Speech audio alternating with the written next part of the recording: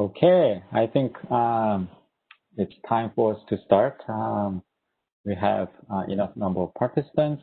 Okay, I'm so honored to have Byung-soo today here as a speaker of today's data-driven physical simulation seminar. And Byung-soo is a doctoral student, joint doctoral student at Computer Graphics Lab at ETH Zurich and Disney Research Studios. I didn't know the Disney Research Studio was taking a student. Maybe Byung can say something about it. But his research is focusing on data-driven approach in graphic applications, but I think his methodology is closely related to many projects in Lawrence Livermore, so I think it will be of great interest to many of you. So no further ado, here is Byung-soo. So can I start? Yes. So hi everyone, and thanks for the introduction, Byung-soo, and thanks for coming to this talk today, everyone. So I'm Byung-soo. As Byung-soo said, I'm a joint PhD student at Computer Graphics Lab at ETH Zurich and Disney Research Studio. My research mainly focuses on deep learning methods for art-directable fluid simulations, and I'd like to introduce some of our recent works in this talk.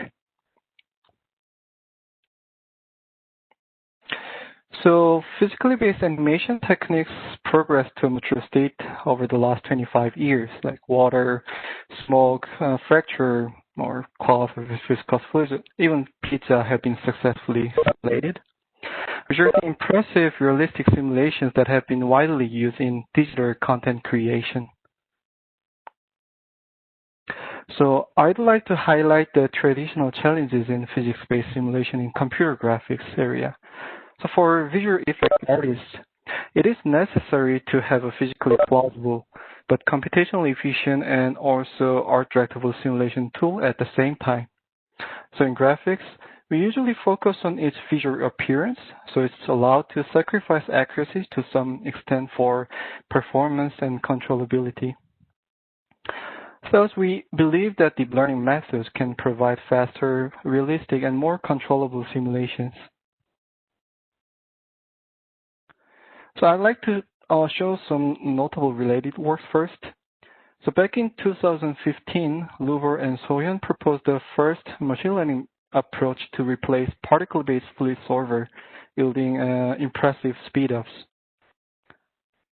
So it can handle more than millions of particles in real time for simulating different types of materials like viscous fluid here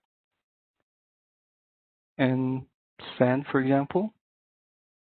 So they just used one decent workstation with the decent GPU, but yeah, it's pretty fast. And then this project was a collaboration of our group and computer vision group at ETH Zurich, and the authors created a startup for developing this idea further.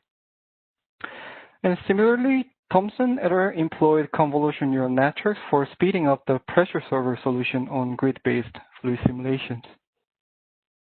And my colleague Stefan proposed the latent-space fluid solvers with autoencoders and LSTM architectures for time integration in low-dimensional latent space. On the other hand, other approaches try to enhance final visual quality of given simulations that are computed on coarse resolutions. True and Theory introduced the patch-based data-driven method for turbulence synthesis. And Omitar proposed a neural net architecture for augmenting liquid splash models. And CAR introduced a super resolution method for flow data. They used generative adversarial networks to get highly detailed and temporally coherent flow structures. And recently, we proposed a new paradigm called fluid stylization. So basically, we adopt the neural style transfer method to transfer style of 2D images to 3D fluids. Afterward, it allows to stylize smoke with intricate motifs and colorization as well.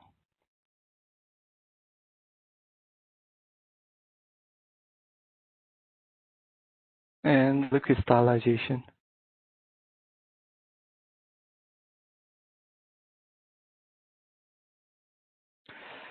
Another trend in this field is differential physics simulators. So by holding differentiability on every part of the simulation, it is able to optimize its motion controller or initial parameter settings to achieve a target state after certain time frames. So it can be coupled with deep learning architectures and provide a natural interface for image-based applications. Some works focus on parameterized space of fluid simulations resulting from a generative model. So this generative model allows us to get a spontaneous response in a reduced space for prediction or controlling certain quantities. For instance, Metani et al. Proposed a data-driven method for predicting flows around parameterized 3D shapes. And Parental et al. Introduced an approach for blending and synthesis of deformation fields for real-time liquid drop simulations. So I'd like to introduce our work again. So our work is classified as a generative model, since we generate fluid data from a set of reduced dominating parameters like source position, equal speed of smoke, and time. The title of this work is The Fluids, a generative network for parameterized fluid simulations. And this work was the result of collaboration between ETH Zurich, Technical University of Munich, and Pixar, and presented at the Eurographics 2019. So in this paper, we proposed the first generative neural network that fully constructs dynamic or Eulerian fluid simulation velocities from a set of reduced parameters. Once our network is trained, we are able to achieve up to 700 times performance speedups compared with underlying CPU servers. And our approach enables interpolation between discrete samples across widely different parameters, while still keeping a reduced memory footprint. Our method provides a powerful compression algorithm for fluid velocity fields. And lastly, we describe a novel latent space integrator for complex parameterization. To illustrate the capability of our approach, we show a reconstruction example compared against a ground truth simulation. Our CNN reconstructed simulation shows plausible flow reconstruction.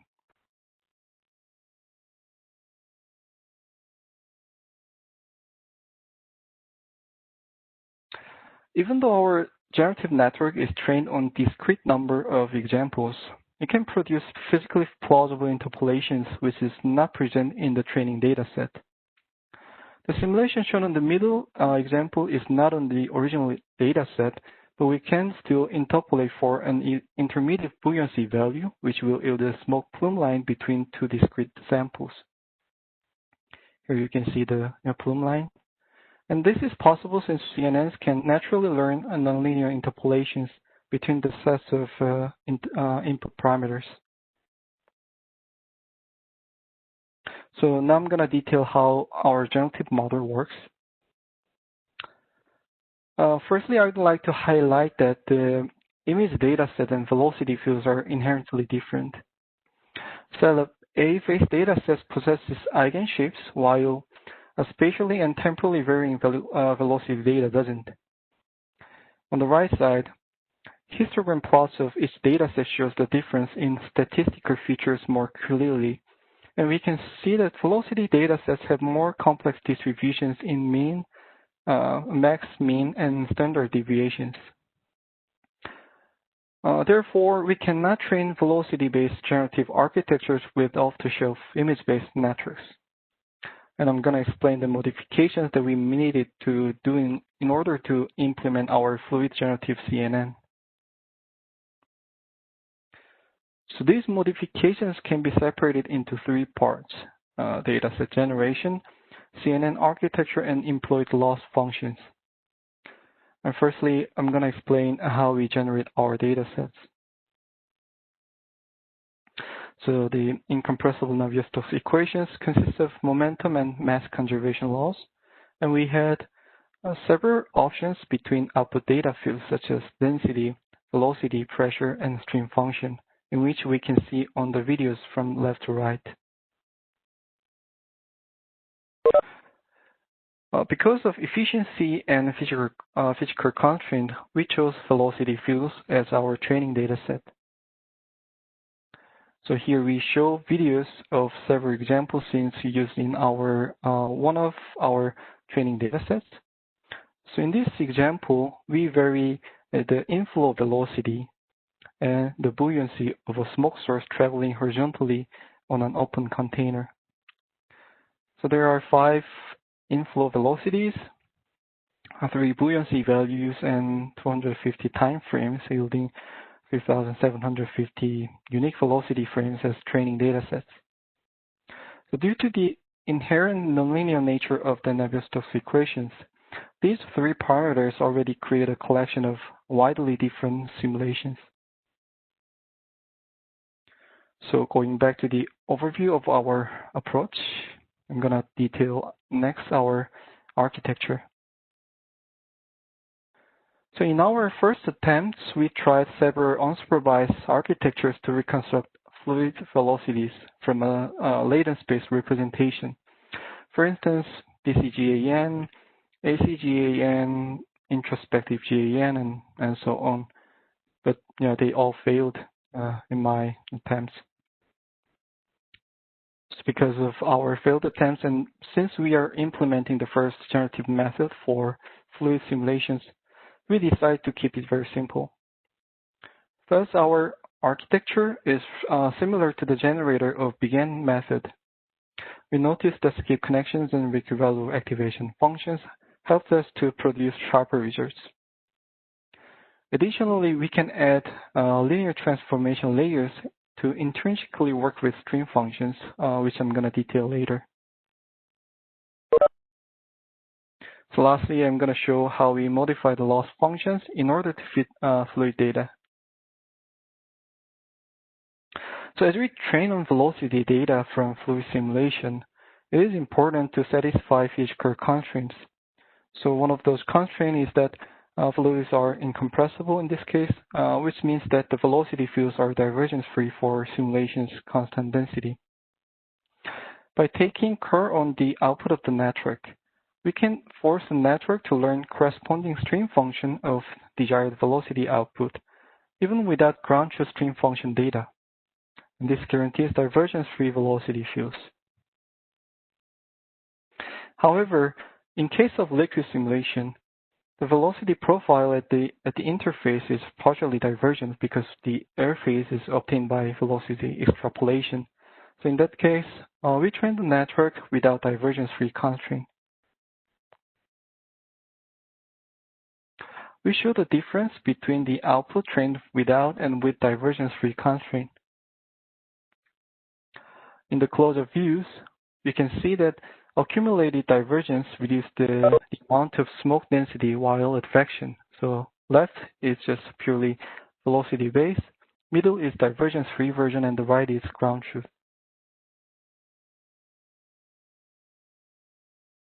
The L1 loss function doesn't pin down the derivatives if the data is too smooth.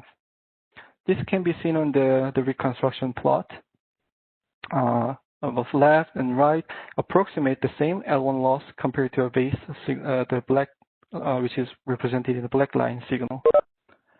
Thus, we increment the loss functions to also match the Jacobians of the original simulation data. This is especially important for stream function fields since we use the derivatives of those to reconstruct velocities. Here on the top part, we see the reconstruction without Jacobian loss, which produces noisy artifacts on gradients, and on the bottom image with the Jacobian loss. So here are results for parameterizable scenes. So in this smoke scene, our generative model interpolates inflow velocity that not presented in the original dataset. On the left, we see direct correspondences, while on the right, it shows CNN interpolation.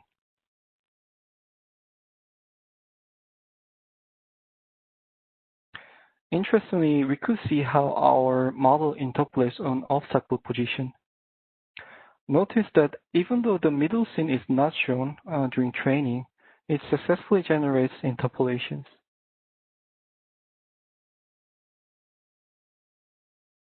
So we compare it to the ground truth in different time frames, and we can see that it still shows plausible results, even compared to the ground truth.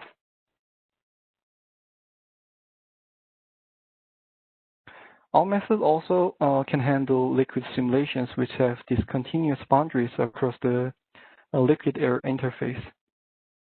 So on the left is ground truth, while on the right we show our generative approach. We demonstrate the bulk of liquid dynamics are well preserved.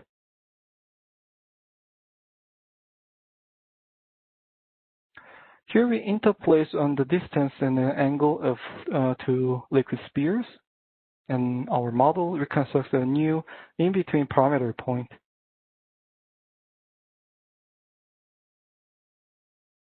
We would like to highlight that the interpolation quality depends on the sampling density in training dataset. From left to right, there are 10, 12, 14 samples in liquid ball positions. Notice that 10 positions, the initial liquid drop is not reconstructed so well.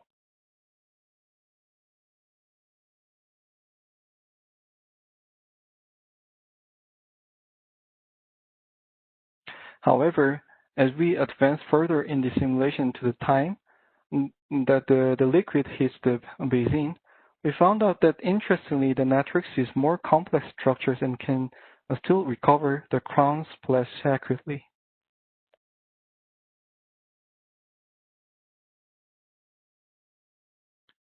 Our approach is also able to interpolate between non-trivial parameters, such as viscosity.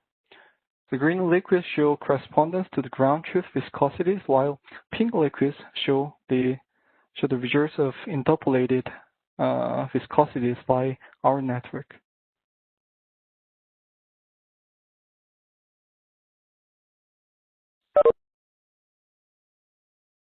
This is another interesting example. As we can interpolate on time, we can create a slow motion effect by sampling more velocity fields in time axis.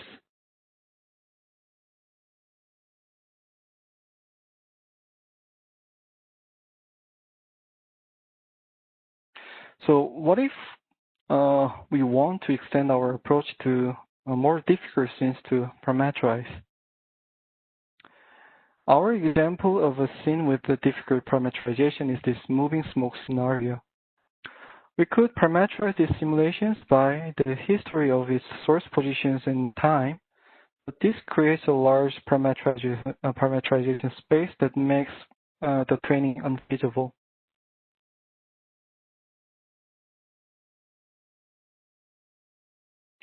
So if we have no feasible parameterization, one way we can do is to build a reduced parameterization by dimension reduction for manifold learning. So one could employ linear dimensional reduction schemes like PCA, SVD. However, in linear subspace representation can learn more about representative features of the data manifold. Therefore, we chose an autoencoder subspace representation, which is a common option on the context of machine learning algorithms. So in our setting, the decoder is just identical to our previous generative model, and the encoder is just a decoder mirrored architecture. And below, we show some examples of consecutive latent codes in time. The issue now is that the time information is diffuse in latent space. So for the given latent codes, the time denoted by the highlighted red voxels. Thus, we need to know how to advance time in the latent space. Therefore, we designed the novel latent space integrator, which helps navigate how to go from the current latent code to the next one, and then reconstruct the corresponding velocity fields, and which consists of fully connected neural network that maps subsequent latent codes. And yeah, here it works like this again.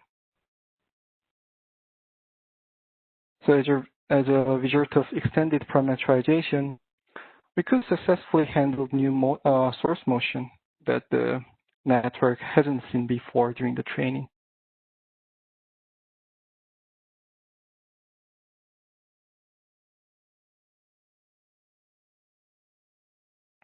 So here is our performance table.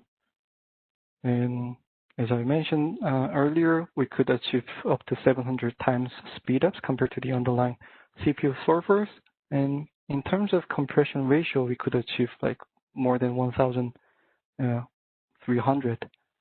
And when we compare to the famous compression algorithm in a scientific visualization called floating point chip, we also could much better results in terms of compression ratio and also in the errors.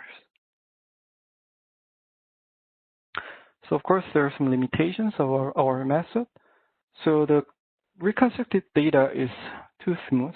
So one remedy could be an GAN, so trained with the discriminator, but it usually hallucinates high frequency details, so it's not physically plausible.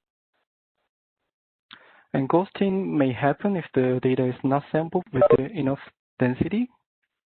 And boundary conditions introduce the discontinuities that might leave the liquid particles hanging. And for the latent space integration, it can be also improved. And we just use a simple multi-layer perceptron, so which might not be an optimal option.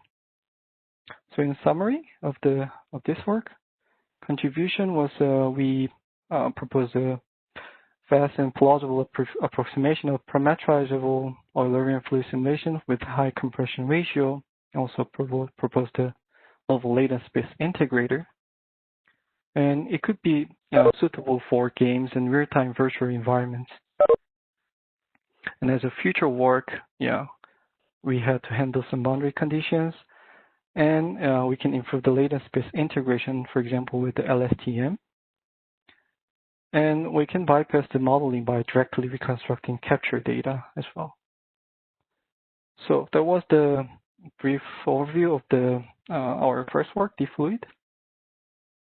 And there were two more follow-ups to this work. One is frequency-aware reconstruction of fluid simulations with generative networks, and the second one was the recently presented at the Symposium on Computer Animation, so titled Latent Space Subdivision. So I'm just gonna give a very quick brief overview of each work.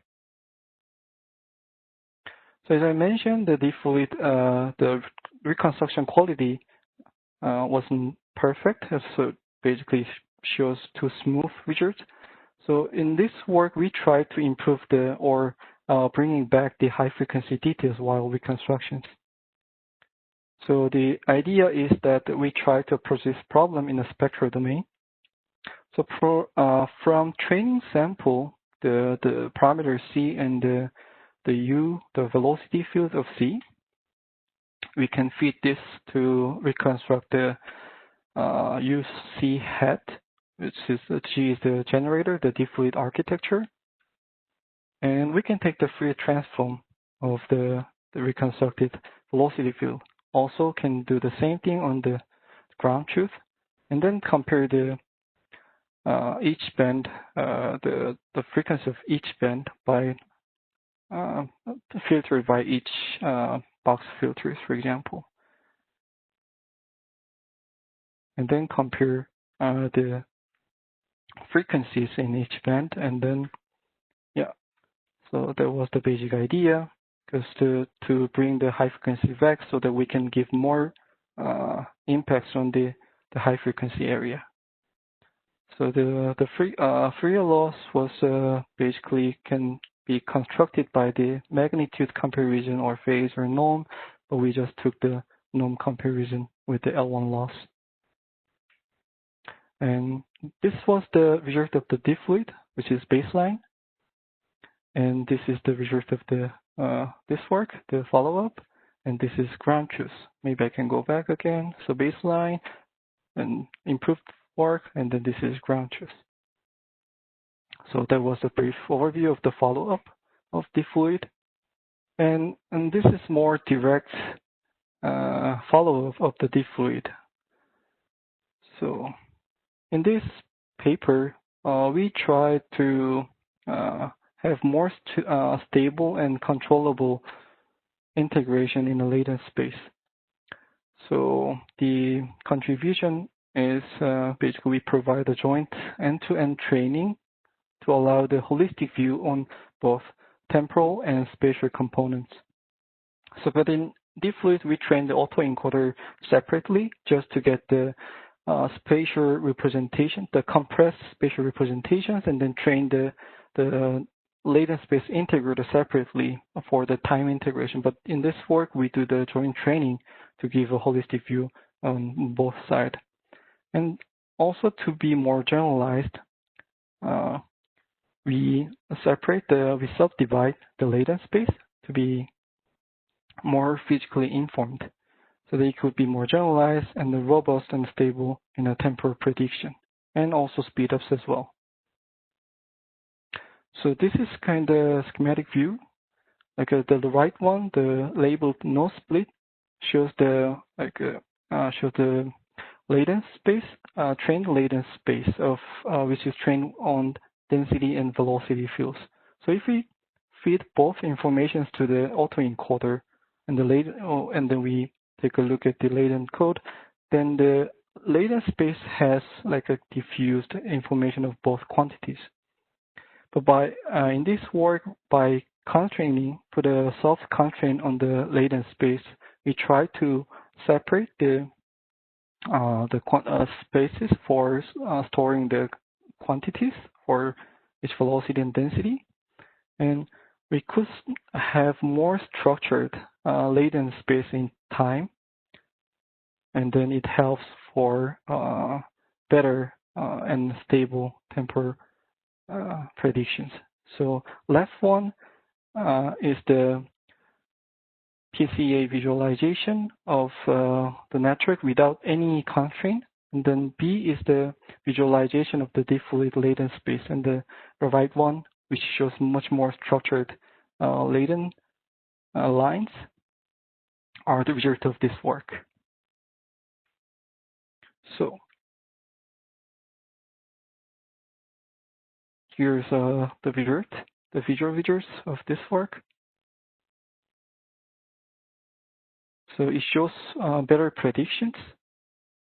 And in terms of long-term predictions, the no-split version, which is deep fluid, start to fail after like certain 300 frames, for example, but the ours is much more stable.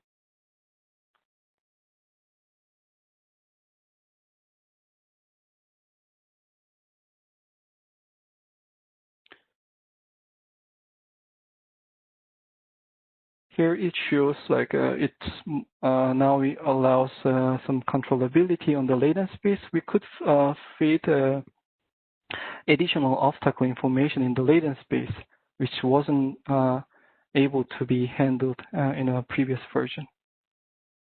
And this is a result of 3D.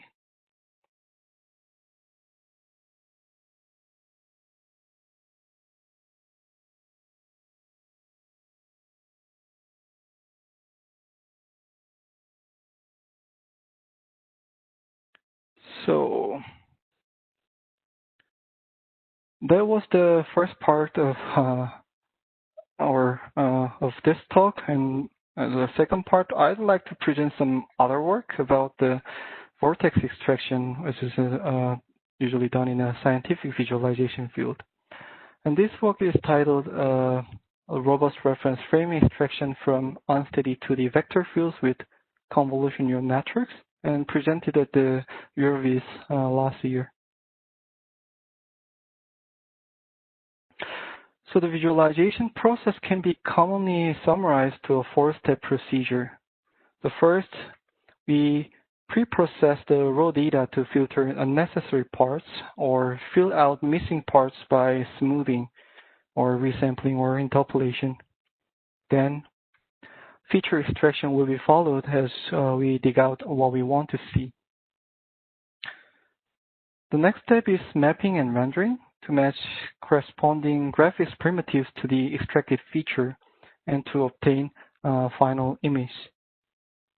In recent years, deep learning has been quite successful in many computer vision tasks, and today I'd like to show how deep learning can combine pre-processing and feature extraction in one step for visualization.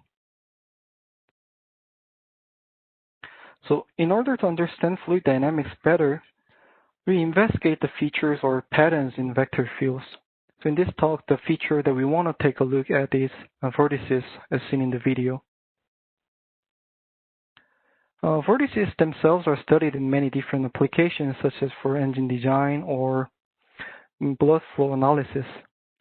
The main challenge in these applications is about how to extract vortices in unsteady flow fields.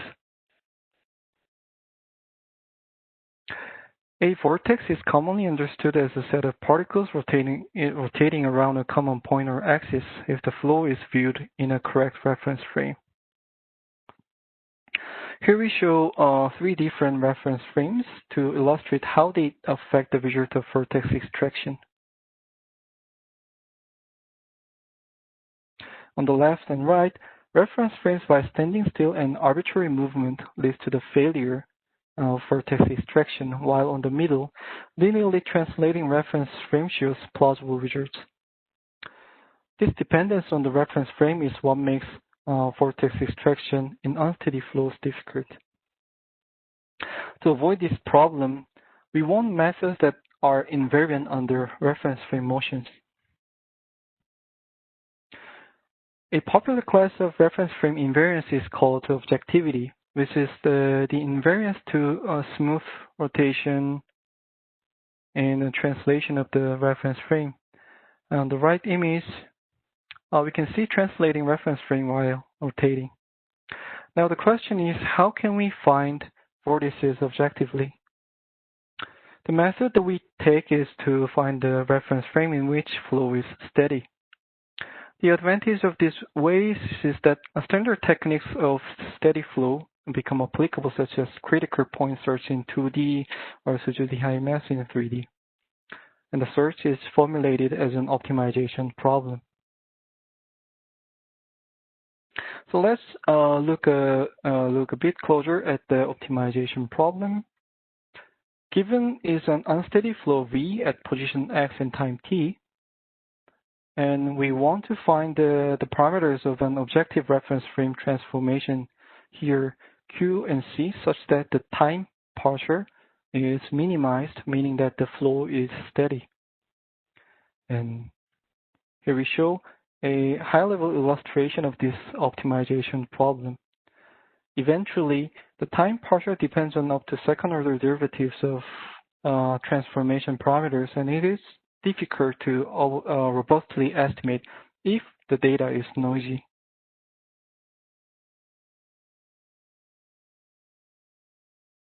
So as an example, we show vortex core lines resulting from linear reference frame optimization method of Skinner et al. On the left side. Horizontal plane represent spatial domain, while vertical axis represent time axis. On the right side also shows our vortex core lines from the same method but on noisy data. On the top right corner, we can see incomplete vortex core lines compared to the left side. This result implies that existing method is sensitive to noise. By conditioning the neural network to noisy inputs and resampling artifacts, we obtain numerically more stable results than existing optimization-based approach. So in this paper, we propose the first convolutional neural network that can robustly extract the optimal reference frame of noisy unsteady flow by combining filtering and extraction pipeline. In addition, our second contribution is a novel parametric flow mixture model for a large collection of vector field dataset, which is typically required for supervised learning. So now I'm going to illustrate the overview of our method. Our method takes patches of unsteady flow and corrupted by noise and resampling artifacts as an input, and infer the first and second order derivatives of reference frame transformation parameters. As we need a large number of vector fields for supervised learning, we first synthesize a steady flow and transform it to unsteady flows with random transformation, then degenerate it with noise and resampling artifacts, then finally perform supervised learning. So next, I'd like to detail the steady flow synthesis. So how do we generate steady flow fields first? So if we have no feasible parameterization, one way we can do is to reduce parameterization by dimension reduction for manifold learning, as I mentioned. But one could employ, but however, we're not aware of enough real-world data for learning this task. And we use pairs of unsteady flow and transformation parameters for training, but there is no ground truth parameters in measured data. Moreover, these reconstruction approaches require additional constraints for physically plausible flows, such as divergence-free.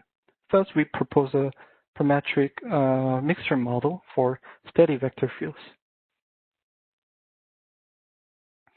Since we're mainly interested in vortices, we looked into fluid dynamics literature and made use of Batista's experimentally obtained Vortex model.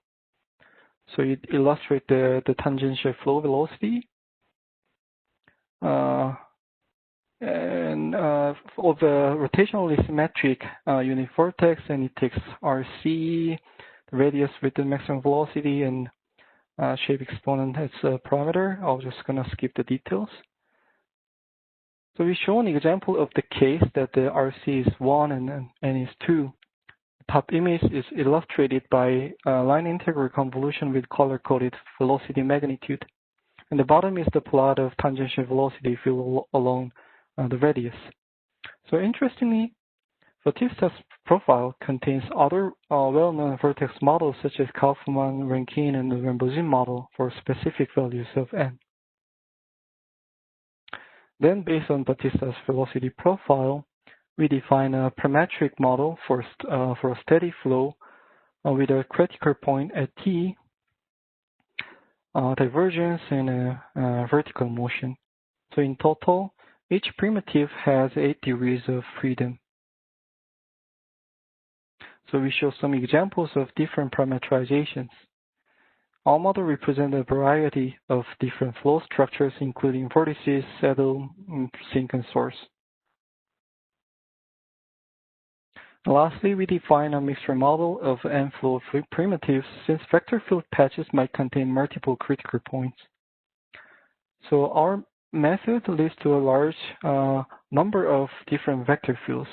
We found that the parameter space needs to be restricted to physically plausible flows. Thus, we fit our model to numerically simulated flows. So first, we extract optimal reference frame to make flows steady. Then we perform the simulated annealing followed by gradient descent to fit the model parameters. And the L1 distance with the gradient is used as distance function between velocity fields. So here we show a fitting example with one flow component on the left and the reference flow on the right. So we, with only one model, it doesn't approximate the reference flow perfectly. With two model components, it gets closer to the reference flow. And again, with three, it shows an adequate match to the numerical data. We have seen how well we can approximate a single patch from numerical data. Here we visualize the approximation error across the entire domain using a heat maps of feeding residue in a cylinder flow with a varying number of models. And the domain around the vortices is well approximated with the 3 model components. And we show that we can approximate flow around vortices. Furthermore, we want to generate more flows, looks like a given numerical flows, which share similar flow characteristics. For that reason, we approximate the distribution of individual parameters, and it allows sampling for further steady vector field patches. So going back to the overview of our method.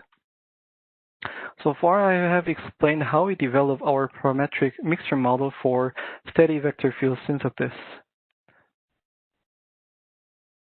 In order to train our network that recovers the reference frame transformation in a supervised manner, we have to generate unsteady vector fields with the unknown ground truth transformation. For that, we start from a steady vector field and transform it to unsteady fields with random reference frame transformations. Finally, transformed unsteady fields are degenerated in order to condition the network. So we consider 2 operations for degeneration. The first one is additive uniform noise, and the second one is down-up sampling as a distortion artifact. By using already degenerated unsteady flows for training, the network can combine filtering and reference frame extraction in one step. So next is supervised learning for reference frame extraction. So we design our architecture to efficiently handle unsteady flow. So instead of using a sequence-aware architecture like LSTM, we mainly used 3D convolution kernels for feature extraction in spatial and temporal domain simultaneously. And each convolution block is followed by batch normalization, relative activation layers, and 2 multi-layer perceptrons are added for final inference of parameters. So here are some results of the training and validation. Firstly, we have tested our model on the test data, which hasn't seen to the network-wide training. We have compared our result with linear optimization method of Ginter et al. And on the left, the result of linear optimization doesn't match to the ground truth on the right side. In the middle, however, our method robustly handles degenerated flows. The numbers in parentheses are mean square error, and we obtain up to 2 orders of magnitude lower errors than linear optimization method. We also apply our network to unseen numerical data to evaluate how well the model is generalized. We used a cylinder flow with the resolution of 640 by 80 by 5, and our network is trained on the window size 16 by 16 by 5. So we slide the window by stride 1, and we illustrate the single time slice of the data in degenerated 1. And in the closer view, we can clearly see the difference between those flows. Quantitatively, our method shows consistent robustness on a varying scale of resampling artifacts. Here, metric use the magnitude of time partial of steady reference frame. The orange line is ours, while blue line is from linear optimization method. So this is the qualitative results. And also here, this is tested on the resampling artifacts. And also we show the better result compared to the naive linear optimization method. So, but the limitation, our network hasn't seen to the obstacle or boundary data, and our parametric mixture model also can be improved for better accuracy and didn't extend to 3D yet. So there are some summaries. So we utilize a CNN to combine two steps of visualization pipeline in the end-to-end manner, the filtering and the feature extraction, which can be difficult to handle by the naive optimization method. So yeah, that's, I think, all from my side. And thanks for your attention. And if you have any questions, I'm happy to answer to that.